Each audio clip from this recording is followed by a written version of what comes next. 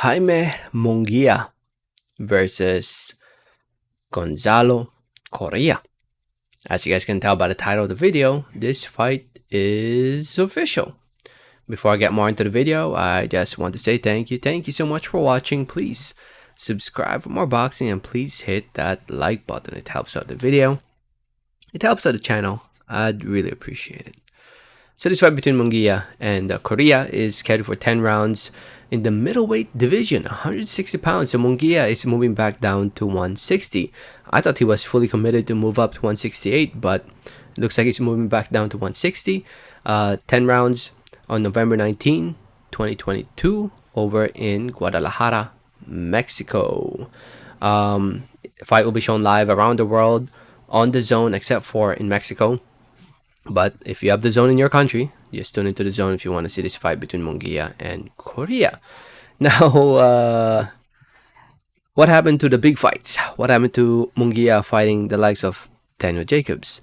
Who else was another? There was another big name that was mentioned for Munguia for a possibility, but obviously it's not happening. Instead, he's fighting Coria, a very, very unknown fighter. In a way, it's just more of a stay busy fight. That's what it is. It's a stay busy fight. Munguia, he fought twice this year already. Against Demetrius Ballard back in February, against Jimmy Kelly in June. And now here he is fighting again one more time before the end of the year. I mean, you can knock on him for his opponents, for the level of opposition he's been fighting. You can say that, you know, it's been horrible, this and that, but at least he's fighting. I guess that's the positive side. At least he's fighting. There's there's a long list of fighters, PBC fighters, who only fights once a year. At least Munguia, even though he can't get the big fights, he's staying active, staying busy by fighting this type of fights. And now, you know, some people might say that it's a waste of time, this and that. But honestly, at the end of the day, I'd much rather see a fighter fight anybody than fight nobody. You know, obviously try to make the bigger fights, try to make those fights. But, you know, I guess Munguia is just waiting for his shot against Triple G. I guess that's what he's waiting for. But anyway, here he is fighting Coria, who is not even ranked. I was looking at the rankings and he's not ranked. On BoxRec, he's currently ranked number 69 out of 1,500 boxers on BoxRec. Has a record of 21 wins, 5 losses, 8 wins coming by way of knockout TKO. He's from Argentina. He's also known as El Mago. He's 25 years old. He's coming off 3 wins in a row since losing to Fedor Cherjavsin back in this October 2021.